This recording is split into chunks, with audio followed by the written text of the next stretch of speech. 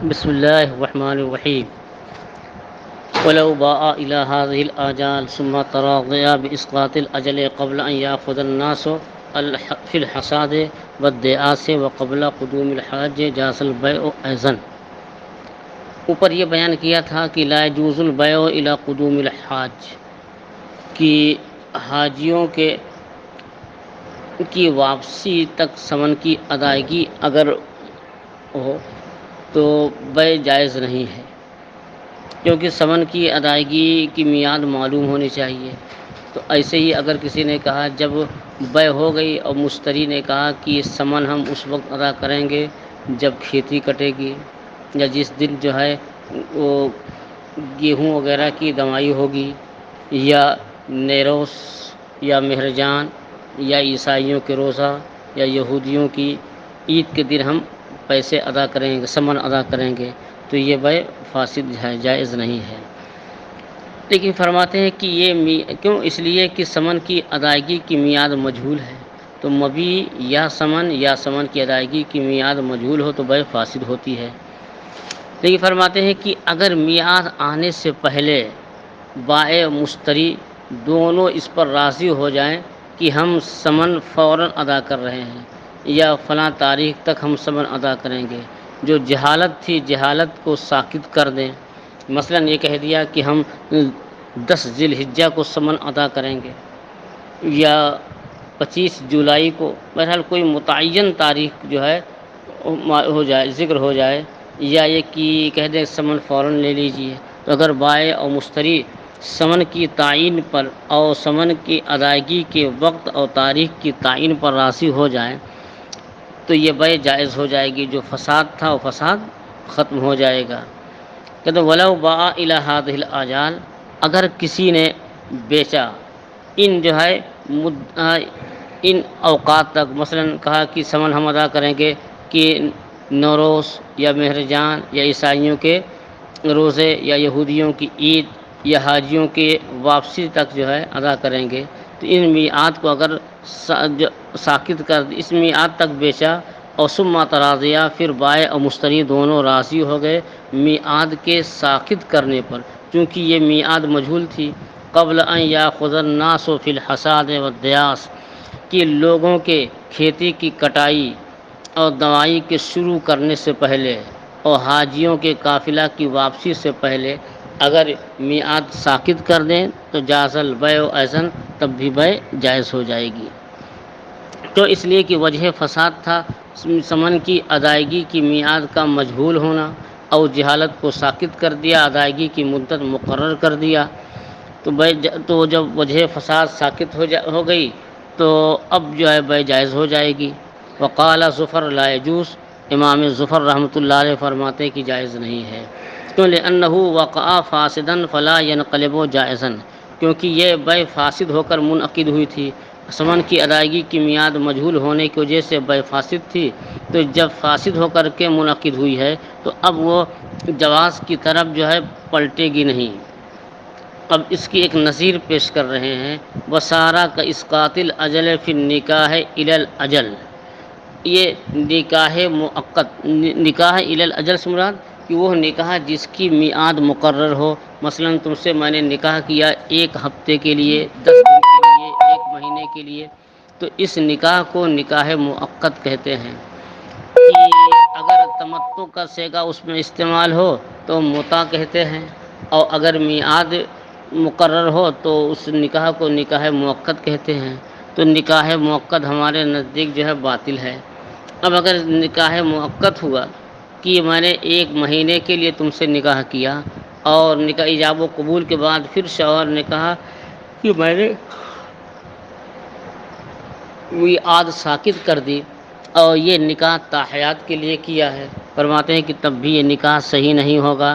نہ امام ظفر کے نزدیک جائز ہے، نہ امام اعظم، نہ حضرات صاحب نزدیک. تو فرماتے ہیں دیکھیے کہ نکاح مؤقت یہ باطل ہو کر کے منعقد ہوا، لیکن اگر میعاد ساکت کر دیں اور ہمیشہ کے لیے کر دیں تب بھی نکاح جو فاسد منعقد ہوا ہے وہ جائز نہیں ہوگا. ایسے ہی جو بیع فاسد ہو کر کے منعقد ہوئی ہے، اگر جو ہے میعاد ادائیگی کی میعاد ساقط کر دیں پھر بھی وہ بے جائز نہیں ہوگی۔ یہ بظاہر بہت آسان دلیل ہے۔ وسارا کا اس قاتل اجل فی نکاح الی الاجل، تو یہ ایسے ہی ہو گیا کہ جیسے نکاح مؤقت میں میعاد ساقط کر دینے سے نکاح جائز نہیں ہو جائے گا، ایسے ہی جب یہ بے جو ہے میعاد کے مجہول ہونے کی وجہ سے فاسد ہوئی ہے تو میعاد کے ساقط کر دینے سے یہ بے صحیح نہیں ہوگی۔ جو ہے ولنا، ہماری دلیل کیا ہے کہ یہ بے فاسد تو ہوئی تھی، لیکن جب جو ہے ان لوگوں نے میعاد ساقط کر دیا تو وجہ فساد زائل ہو گئی تو بے صحیح ہو جائے گی۔ ولنا ان الفساد للمنازعات،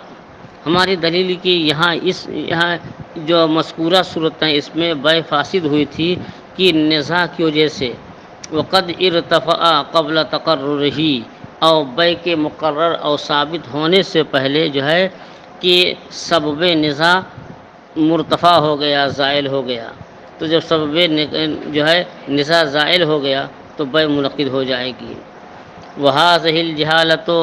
فِي شَرْطٍ زَائِدٍ لَا فِي صُلْبِ الْعَقْدِ وَلَمْ يُمْكِنُ إِسْقَاطُهُ۔ اب ایک سوال اور اس کا جواب۔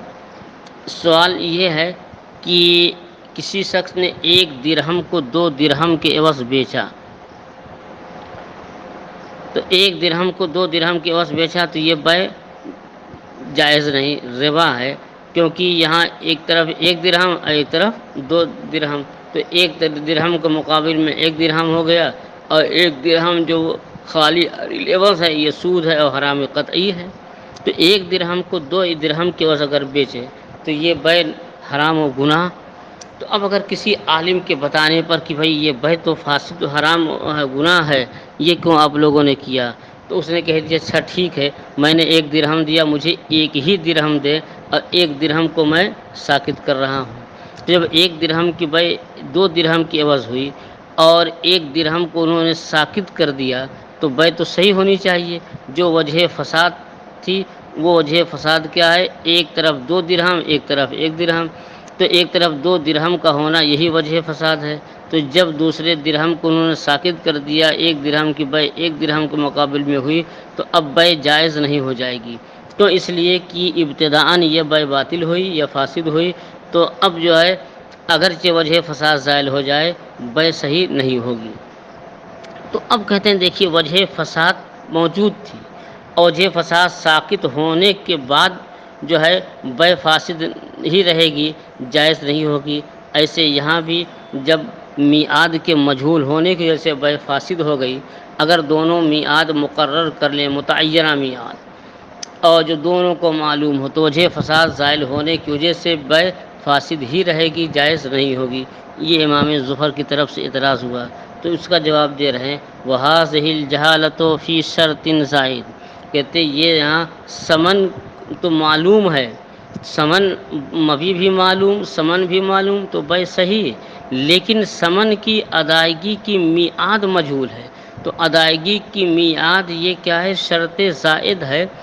اور شرط زائد کی وجہ سے جو فساد ہے وہ نفس عقد میں نہیں ہوا، تو نفس عقد صحیح لیکن ایک شرط زائد کی وجہ سے یہ فاسد ہے۔ فرماتے یہ جہالت شرط زائد کی وجہ سے ہے، لا فی صلب العقد، نفس عقد میں نہیں۔ فَيُمْكِنُ إِسْقَاطُهُ، تو اس کا ساقط کرنا ممکن ہے کہ اگر وہ میعاد جو ہے متعین کر لیں تو وجہ فساد ساقط ہو جائے گی۔ برخلاف ما اذا باع الدراہم درہما بدرہم، بخلاف جبکہ 1 درہم کو 2 درہم کی عوض بیچا، حیث اسقط الدرہم الزائد، تو اس نے 1 زائد درہم کو ساقط کر دیا، جب درہم زائد کو ساقط کر دیا تب بھی جو ہے یہ بے صحیح نہیں ہوگی، کیونکہ یہاں جو فساد صلب عقد میں ہے، لأن الفساد فی صلب العقد، کیونکہ فساد جو ہے یہ صلب عقد میں ہے، یعنی کہ مبیع اور ثمن میں ہے۔ اب جو صاحبین نے جو ہے اصطلاح پیش کیا تھا نکاح موقت سے کہ نکاح موقت ہوا تو یہ حرام، لیکن اگر میعاد کو زائل کر دیں، ساقط کر دیں اور ہمیشہ کے لیے کر دیں، تعبید کی شرط کر دیں، تب بھی جب نکاح فاسد ہو کر کے منعقد ہوا ہے تو یہ صحیح نہیں ہوگا، اس کا جواب قدم بخلاف نکاح الا اجل ہی، بخلاف نکاح مؤقت کے، کیوں؟ اس لیے کہ وہ نکاح ہوا ہے ہی نہیں ہے، جس میں تمتع کی شرط ہو تو متع ہوگا، جس میں جو ہے نکاح کے لیے میعاد مقرر ہو، متعینہ مدت تک کے لیے نکاح ہوا، تو وہ حقیقت میں شرعاً نکاح ہی نہیں ہے، کہ بخلاف نکاح موقت کے، کہ لأنہ متعۃ، کیونکہ یہ تو متع ہے، وہ عقد غیر عقد نکاح، اور یہ عقد نکاح کے علاوہ دوسرا عقد ہے، تو جب یہ دوسرا عقد ہے تو یہ نفس عقد ہی میں فساد ہے، اس لیے جو ہے جیسے ایک درہم کی بے 2 درہم میں نفس عقد میں فساد ہے، اگر جو ہے ایک درہم کی جو شرط زائد ہے اس کو ساقط کر دیں تب بھی بے صحیح نہیں ہوگی، تو ایسے ہی نکاح موقت میں اگر جو ہے توقیت ساقط کر دیں پھر بھی نکاح یہ صحیح نہیں ہوگا۔ اب متن میں دیکھیے کہہ رہے کہ ولو با الی هذه الاجال، اگر جو ہے کسی نے بے کی ان میعادوں میں سے کسی بھی میعاد تک، ثم تراضع باسقاط الاجل، پھر بائع اور مشتری دونوں میعاد ساقط کرنے پر راضی ہو گئے،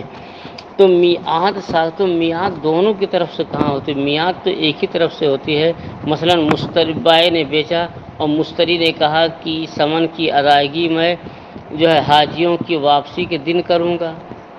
تو شرط ایک ہی نے رکھی ہے، دونوں نے تو رکھی نہیں ہے، تو اب جو ہے یہ میعاد کون ساقط کرے گا؟ بائع ساقط کرے گا کہ مشتری؟ ظاہر ہے کہ میعاد کی شرط رکھی ہے مشتری نے، تو میعاد تو وہی ساقط کرے گا، اور مشتری کہہ دے کہ میں اب 10 ذی الحجہ کو میں ثمن ادا کروں گا یا کل میں ادا کروں گا، تو جب اس نے میعاد ساقط کر دیا تو میعاد ساقط کرنا صرف کس کا کام ہے؟ کہ مشتری کا، اور یہاں تراضیات اپنے کا بائع مشتری دونوں مراد دے رہے ہیں، اس کا جواب صاحب رائے دیتے ہیں، کہتے ہیں وقولہ فی الکتاب، امام قدوری کا جو ہے، قدوری بھی یہ لکھنا ثم تراضعا، پھر دونوں بائع مشتری راضی ہو گئے میعاد کی ادائیگی کے متفق ہونے پر، فرماتے کہ ثم تراضعا، پھر دونوں راضی ہو گئے، اب فرماتے کہ خرج وفاقاً، کہ یہ جملہ جو ہے بطور جو ہے عادت کے نہیں، جو ہے یہ اتفاق کے طور پر یہ صادر ہوا ہے، کیوں؟ لأن من لہ الاجل یستبد باسقاط، کیونکہ جس کی میعاد جس نے مقرر کی ہے تو میعاد کو ساقط کرنے میں تنہا اسی کا حق ہے، مثلا مشتری نے کہا کہ ثمن میں حاجیوں کی واپسی کے دن ادا کروں گا، تو جب میعاد مشتری نے رکھی ہے تو اب میعاد بھی تو وہی ساقط کرے گا نا، تو فرماتے ہیں کہ یہاں ثم تراضع جو ہے کسے گا یہ تثنیہ کا، یہ بس صرف جو ہے اتفاقاً جو ہے انہوں نے ذکر کیا، یہ قید اعتراضی نہیں ہے، اس لیے کہ لأن من لہ الاجل، کیونکہ میعاد جس کی طرف سپرد ہے تنہا وہی جو ہے ساقط کرنے کا مالک ہے، کیوں؟ لأنہ خالص حق ہی، کیونکہ یہ خالص اسی کا حق ہے۔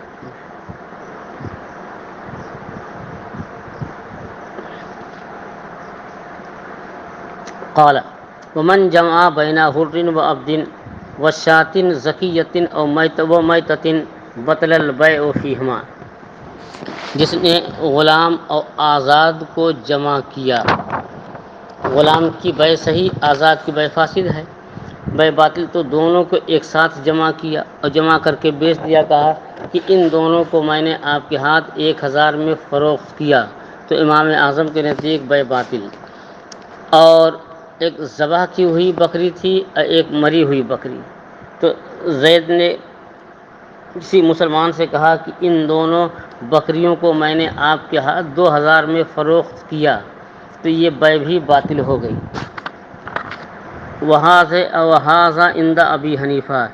یہ مسئلہ امام اعظم رحمۃ اللہ علیہ کے نزدیک ہے۔ وقال ابو یوسف و محمد، حضرت امام ابو یوسف امام محمد نے فرمایا کہ ان سما لکل واحد منہما ثمنا جاز فی العبد والشاۃ الزکیہ،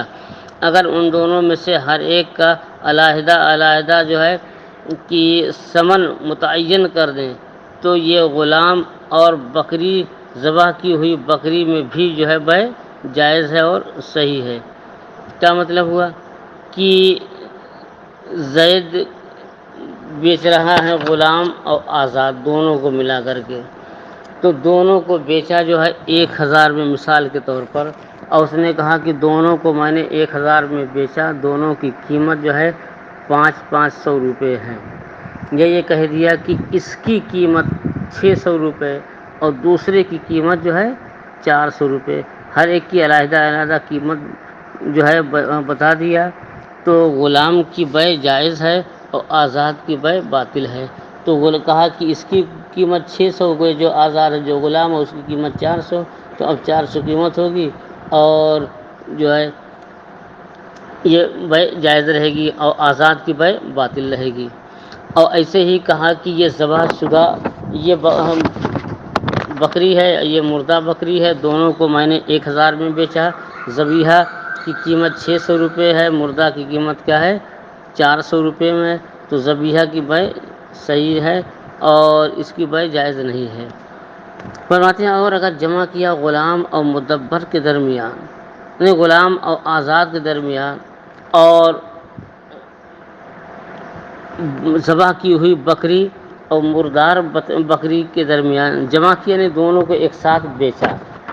اور بطلا بیع فیہما، تو دونوں کی بیع باطل ہے، کہ غلام کی بھی بیع باطل، آزاد کی بھی باطل، اور ذبح کی ہوئی بکری کی بھی بیع باطل اور آزاد شدہ کی بھی بیع نہیں، جمع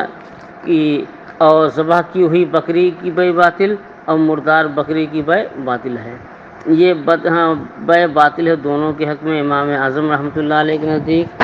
اور اور یہ امام اعظم نزدیک ہے۔ وقال ابو یوسف، اور حضرت امام ابو یوسف امام محمد فرماتے ہیں کہ ان سما لکل واحد منہما ثمنا، اگر جو ہے ان دونوں میں سے ہر ایک کی مقدار بیان ہو جاتی، کہتے اور اگر جو ہے کہ ان کی ہر علیحدہ علیحدہ کا ہر ایک قیمت بیان کر دیا ہے تو جائز ہے غلام کے بارے میں، اور پھر عبد غلام کے بارے میں، وشاۃ زکیت اور ذبح شدہ مرغی کے بارے میں۔ وَإِن جمع بین عبد و مدبرین و او بین عبدہ و عبد غیرہ صح البیع فی الوجہ ویجب الترجع ہے۔ اور اگر جمع کیا غلام اور مدبر کے درمیان، ایک تو خالص غلام جس کو کن کہتے ہیں، مدبر بھی غلام ہے جس کو کہہ دیا کہ میرے مرنے کے بعد تو آزاد ہے، تو اب اس نے اپنے مدبر غلام اور خالص غلام دونوں کو جمع کر کے بیچ دیا، وہ بین عبد ہی و عبد غیر ہی، اور اپنے غلام اور زید دوسرے کے غلام دونوں کو جمع کر کے ایک ساتھ بیچ دیا، اور یہ نہیں بتایا کہ یہ دونوں غلام میرے نہیں، وہ فی العبد بحصتہ من الثمن عند علماء الثلاثہ، تو یہ بیع صحیح ہے غلام کے حق میں اور ثمن کے حصے کے مطابق، مثلا کہا ان دونوں کی قیمت جو ہے 1000 روپے ہے، 500 روپے، تو ایک تو اس کا اپنا غلام ہے ایک دوسرے کا ہے، تو اپنے غلام کی بیع 500 درہم میں صحیح ہے، اور 500 جو ہے 500 محفوظ رکھ لیجئے، اور اگر جو ہے بیچا ہے اپنے غلام اور دوسرے غلام کو جمع کر دیا، وہاں بھی جو ہے اس کا فتنہ کم نہیں ہو رہا ہے، بس یہ اتنا جو ہے کہ یہ کہہ دیا کہ ہمارے غلام ہے یہ دوسرے غلام ہے، تو اس کے غلام کی بیع صحیح ہے 500 میں، اور دوسرے غلام کی بیع جائز نہیں ہے۔ یہ تینوں امام اعظم، امام ابو یوسف، امام محمد نزدیک۔ وقال ظفر فسد فیہما، امام ظفر رحمۃ اللہ علیہ فرماتے ہیں کہ یہاں بیع دونوں کی خالص غلام اور مدبر ان دونوں کو ایک ساتھ بیچا تو دونوں کی بیع فاسد، اور اگر اپنے غلام اور دوسرے کے غلام کو بیچا تو تب بھی جو ہے کہ اپنے غلام کی بیع صحیح اور دوسرے کے غلام کی بیع فاسد ہے، اور اپنے غلام کی قیمت اس کے حصے ثمن کے مطابق ہوگی، مثلا 1000 میں بیچا ہے اور جو اس کا اپنا غلام تھا کہا کہ اس کی قیمت 600 ہے، دوسرے کی قیمت جو ہے 400 ہے، تو اپنا غلام جو ہے یہ مشتری کے حوالے کر دے گا، 400 لے لے گا۔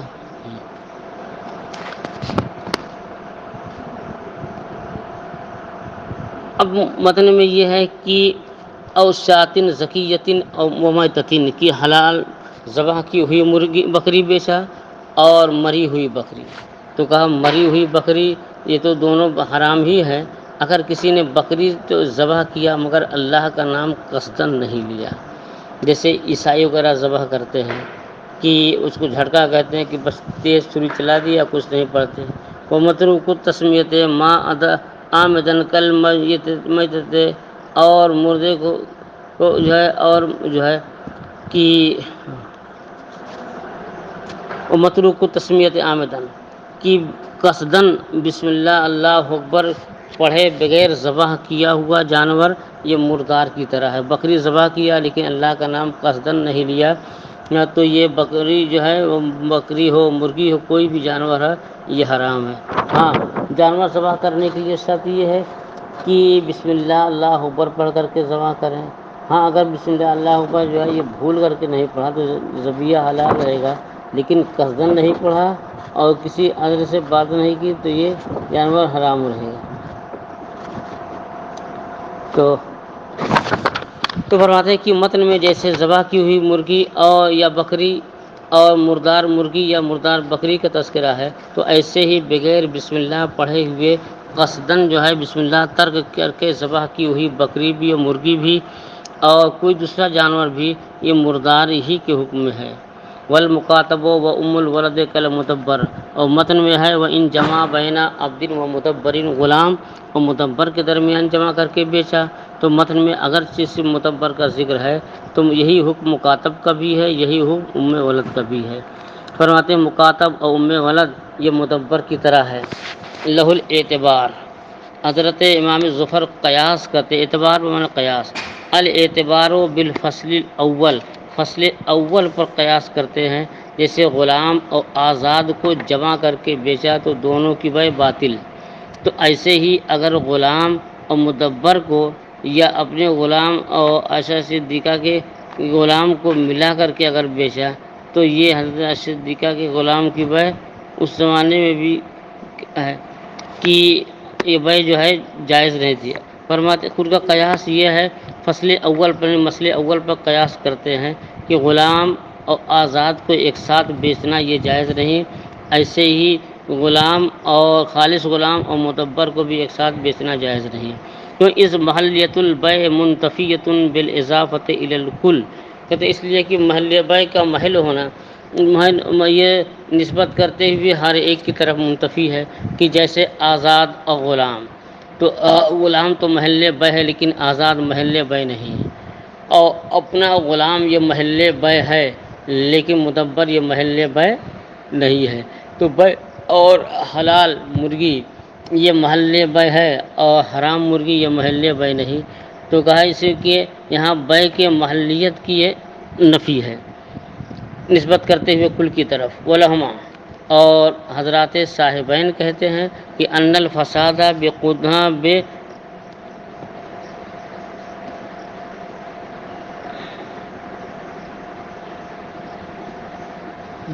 ان الفساد بقدر المفسد، کہ یہاں جو فساد ہے مفسد کے اعتبار سے، فلا يتعدى الى القن، تو یہ کن کی طرف تجاوز نہیں کہیں گے، کہ خالص جو غلام ہے یہ تو محل بیع ہے لیکن یہ مدبر یا مکاتب یا ام ولد ان کی بیع درست نہیں، تو فساد تو صرف انہی کی طرف مد نظر کرتے ہوئے ہے اور خالص غلام کی طرف نہیں۔ فرماتے ہیں کہ غلام یہ فساد جو ہے یہ مفسد کے اعتبار سے ہے، متعدی نہیں ہوگا کن کی طرف۔ کمن جمع بین الاجنبیۃ و اختہ فی النکاح، اس کی مثال ایسے ہی ہے جیسے کسی غیر معقول انسان نے، معقول انسان کا ایک کام ہی نہیں ہو سکتا کہ ایک اجنبیہ عورت اور ایک اپنی حقیقی بہن یا اللاتی بہن یا خیافی تینوں میں سے کسی بہن، اور تینوں بہنوں سے نکاح کرنا حرام، تو اللاتی عورت اپنی جو ہے ایک تو اپنی بہن اور ایک اجنبی عورت دونوں کو جمع کیا اور دو گواہ مقرر کیا، تو یہ کہا کہ میں دونوں بھائی اور بہن کے ساتھ ایک ساتھ میں نے نکاح میں دیا، یا یہ کہہ دیا کہ میں نے نہیں اپنی جو ہے حقیقی بہن اور اجنبی عورت دونوں سے میں نے نکاح کیا، تو ظاہر ہے کہ اجنبی عورت سے تو نکاح صحیح ہے لیکن اپنی بہن سے نکاح صحیح نہیں، تو ایک حلال ہے ایک حرام ہے اس کے لیے، تو جو حلال ہے اس سے نکاح صحیح، جو حرام ہے اس سے نکاح صحیح نہیں۔ کہتے ہیں ایسے جیسے کسی نے اجنبیہ عورت اور اپنی بہن کو نکاح میں ایک ساتھ جمع کیا تو اجنبیہ سے نکاح ہو جائے گا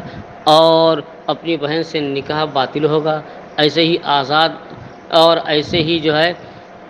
کہ اگر غلام اور مدبر دونوں کو جمع کر کے بیع کیا تو اب دیکھیں جو ہے اس کی بیع صحیح ہوگی اور مدبر کی بیع مکاتب کی بیع صحیح نہیں ہوگی۔ کہتے ہیں یہ ایسے ہی جیسے کسی نے جمع کیا اجنبیہ اپنی بہن کو نکاح میں، کہتے ہیں بخلاف ما اذا لم یسمى ثمن کل واحد، کہتے ہیں اور اگر برخلاف اگر ہر ایک کا ثمن انہوں نے بیان نہیں کیا تو یہ بھی بیع جائز نہیں ہوگی، لأنہ مجہول، کیونکہ اس صورت میں مجہول ہو جائے گا۔ مثلا کہ غلام اور مدبر کو بیچا، لیکن یہ نہیں کہا کہ دونوں کو میں نے 1000 میں بیچا ہے اور کس کی مدبر کی قیمت جو ہے 400 ہے اور کن کی قیمت جو ہے 600 ہے، یہ کچھ نہیں کہا، بس جو ہے مطلق جھولی لیے آ گئے جیسے آتے تھے۔ تو اب یہ جو ہے اور کہا ان دونوں کو میں نے 1000 میں بیچا، تو دونوں کو 1000 میں بیچا تو کس کو کتنے میں بیچا یہ بتایا نہیں، تو اب یہ جب دونوں کو بتایا نہیں اور دونوں کا ثمن مجہول ہو جائے گا تو یہ جہالت کی وجہ سے یہ بیع جائز نہیں ہوگی۔ کہتے ہیں اور برخلاف جبکہ ان میں سے ہر ایک کا ثمن علیحدہ علیحدہ نہیں بیان کیا کیونکہ یہ مجہول ہے۔ ولی ابی حنیفہ اور امام اعظم رحمۃ اللہ علیہ کی دلیل کیا ہے؟ وہو الفرق بین الفصلین، کہتے ہیں اور یہی فرق دونوں مسئلوں میں رہے گا، دونوں فصلوں میں۔ فصل اول یا مسئلہ اول کیا ہے کہ آزاد اور غلام کو ایک ساتھ جمع کر کے بیچنا، اور فصل ثانی کیا ہے کہ غلام خالص غلام اور مدبر کو ایک ساتھ کر کے بیچنا۔ فرماتے ہیں کہ یہی فرق دونوں فصلوں میں ہے کہ ان الحر لا يدخل تحت العقد اصلا، کہ آزاد جو ہے یہ بالکل بیع کے تحت داخل ہی نہیں ہوتا، کہ آزاد بالکل داخل ہی نہیں، لأنہ لیس بمال، کیونکہ یہ مال ہے ہی نہیں، والبیع صفقۃ واحدۃ، اور بیع ایک ہی صفقہ ہے، تو ایک چیز کی بیع حرام دوسرے کی بیع جائز، ایسا نہیں ہوگا۔ فکان القبول فی الحر شرطا فی البیع فی العبد، تو گویا بیع کے غلام کی بیع میں آزاد کی بیع کو قبول کرنا شرط ہوا، اور آزاد کی بیع کو قبول کرنا یہ شرط فاسد ہے۔ فکانہ جو ہے کہ اور تو گویا یہ قبول کرنا آزاد غلام کی بیع میں جو ہے آزاد کو قبول کرنا یہ شرط فاسد ہے۔ وہذا شرط فاسد، یہ شرط فاسد ہے، بخلاف النکاح، بخلاف نکاح کے، لأنہ لا یبطل بالشروط الفاسدہ، کہ نکاح شروط فاسدہ سے جو ہے فاسد نہیں ہوتا ہے۔ تو دونوں میں یہ فرق ہو گیا کہ اما البیع فی ہؤلاء، اور لیکن ان سب کی بیع چاہے مدبر ہوں مکاتب ہوں اور یا ام ولد ہوں، لیکن ان سب کی بیع کیا ہے یہ موقوف ہے۔ وقد دخلوا تحت العقد، اور یہ سب جو ہے غلام جو ہے مدبر مکاتب وغیرہ یہ عقد کے تحت داخل ہوتے ہیں کہ لقیام مالیت کے قائم ہونے کی وجہ سے، آخر جو ہے غلام جو ہے کہ جو ہے کہ مکاتب ہے یا مدبر ہے یا ام ولد ہے تو یہ ہے حقیقت میں مال، لیکن مکاتب مدبر ہونے کی وجہ سے اب ان کی بیع صحیح نہیں ہے، تو یہ مالیت کے قائم ہونے کی وجہ سے یہ عقد کے تحت داخل ہیں۔ ولہذا ينعقد فی عبد الغیر باجازتہ، کہتے ہیں اسی لیے کہ دوسرے کے غلام کی بیع اس کی اجازت سے جائز ہے، کہ دوسرے کے غلام کو اپنے غلام کے ساتھ شامل کر کے بیچا اور دونوں کی قیمت بتا دیا کہ اس غلام کی قیمت 600 اس غلام کی قیمت 400، دونوں کی بتا دیا ہے، تو اپنے غلام کی بیع تو صحیح، دوسرے کے غلام کی بیع جائز نہیں ہے کیونکہ یہ دوسرے کی اجازت کے بغیر ہے۔ تو دوسرے کا غلام یہ بھی حقیقت میں مال ہے، لیکن بیع اس لیے نہیں ہو رہی ہے کہ وہ دوسرے کی اجازت کے بغیر ہوئی ہے، لیکن اصل کے اعتبار سے یہ تو بیع منعقد ہو جا رہی ہے۔ ولہذا ينعقد عبد الغیر، اس لیے کہ عبد غیر کی بیع منعقد ہو جا رہی ہے اس کی اجازت سے۔ وفی المکاتب بالرضا ہو فی الاصح، اور مکاتب کی بھی بیع صحیح ہے اور اس کی رضامندی سے اصح قول میں۔ وفی المدبر بقضاء القاضی، اگر غلام مدبر ہے تو قاضی کے فیصلے سے اس کی بے صحیح ہو جائے گی۔ وہ فی ام الولد عند ابی حنیفہ و ابی یوسف، ایسے ہی ام ولد کی بھی بے قضائے قاضی سے صحیح ہے، امام ابو حنیفہ اور امام قاضی رضیان۔ وشارہ حاضہ اشارۃ الی البقاء، تو یہ اس میں جو ہے اشارہ ہے کہ یہ سب دھول دھکڑ وغیرہ یہ سب کیا ہے کہ باقی اشارہ ہے کہ نفس بے کے باقی رہنے کی طرف، کما اذا اس طرح ابدین کہ اب یہ کہا کہ غلام کے ساتھ مدبر کو بھی شامل کر کے بیچا، یا اپنے غلام کے ساتھ دوسرے غلام کو جو ہے شامل کر کے بیچا، تو بے تو منعقد ہوگی اور دوسرے کی موقوف رہے گی۔ کیا مطلب ہے؟ اس سے سمجھ میں آیا کہ دوسرے کی غلام کی بے تو صحیح ہے لیکن ان کی مالیت کے پیش نظر، مگر اس کی اجازت کے بغیر بیچا ہے، اس لیے مالک کی اجازت پر موقوف ہے۔ فرماتے ہیں کہ یہ اشارہ ہے کہ مالیت کے باقی رہنے کی طرف، کما اذا اشترى عبدین، جیسے کسی نے دو غلام خریدا، وہ حلقہ احدہما قبل القبض، اور بائیں نے ابھی مشتری کے کو قبضہ نہیں دلایا، مشتری کے قبضہ کرنے سے پہلے ایک غلام ہلاک ہو گیا، تو جب ایک غلام ہلاک ہو گیا، مثلا دونوں غلام 500 کے تھے، تو اب مشتری صرف 500 روپیہ دے گا، جو غلام زندہ ہے وہی واپس لے لے گا۔ کہ کما اذا اس طرح کا، تو جیسے کہ کسی نے جو ہے نہیں الا ان المالک باستحقاق المبی، مگر مستحق جو ہے مبی کے حقدار کی وجہ سے کہ وہ ہؤلاء باستحقاقہم لانفسہم، اور یہ لوگ جو ہے اپنے نفسوں کے مستحق ہیں، تو اس لیے جو ہے یہ بے صحیح نہیں ہوگی۔ تو جو مکاتب ہے، مدبر ہے، ام ولد ہے، تو اب یہ اپنے نفس کے مالک ہو گئے، کیونکہ ان کے مالک نے انہیں ان کے مولا نے آزاد کرنے کے لیے کہہ دیا ہے۔ کہتے ہیں اور یہ لوگ جو ہے اپنے نفسوں کے مستحق ہونے کو جیسے رد البیع، تو بے کو انہوں نے رد کر دیا۔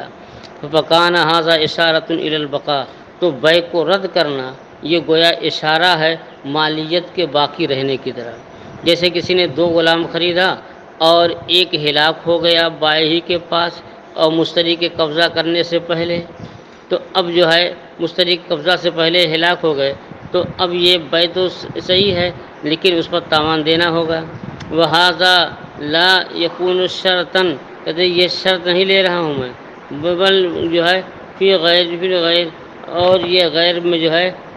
حق جو ہے، اور فرماتے ہیں کہ اس لیے کہ یہ قبول کرنے میں غیر مبی کے قبول کرنے میں یہ شرط نہیں ہے، ولا بیعا بالحصۃ ابتداء، اور نہ ابتداء ان کے حصے کی بے ہے، ولہذا لا یشترط بیان ثمن کل واحد فیہ، اسی لیے ان میں سے ہر ایک کے ثمن بیان کرنے کی حاجت نہیں۔ جب غلام اور آزاد کو ایک ساتھ بیچے ہیں تو یہ بے باطل ہے، یہ بتانا ضروری نہیں کہ غلام کی قیمت کتنی ہے اور بے کی قیمت کتنی ہے۔ واللہ تعالیٰ غلام کی قیمت کتنی ہے اور آزاد کی قیمت کتنی ہے یہ بتانے کی ضرورت نہیں، یہ بے مطلقاً فاسد ہوگی۔